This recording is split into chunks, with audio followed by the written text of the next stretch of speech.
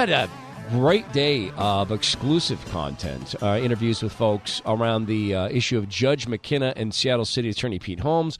McKenna has been a critic of Holmes and frankly, the whole system here as a judge. And Holmes sent a letter to the media about McKenna, and Judge McKenna's responded. It's about the 100 offenders responsible for 3,000 crimes. We learned that in February.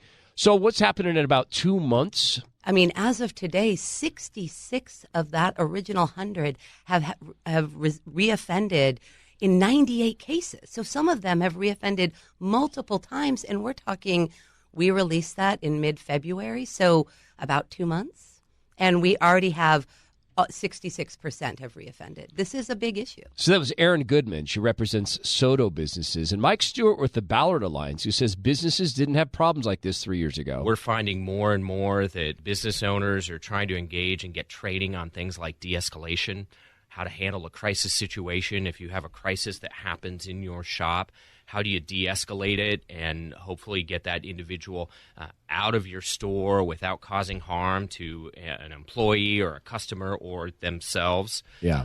Those are the kinds of things that they're having to grapple with. So while City Attorney Pete Holmes and King County Prosecutor Dan Satterberg been largely silent, there's one judge who's been speaking up. His Seattle Municipal Court Judge, Ed McKenna, I believe he's the top judge there. He's pointing out that prosecutors as the problem and the business community is fed up. When I was a prosecutor, we looked at prolific offenders. We called it the High Impact Offender Project. And persons were on that list, and those persons were targeted for additional effort. Judges typically, 99% of the time, will follow the recommendation of the prosecutor.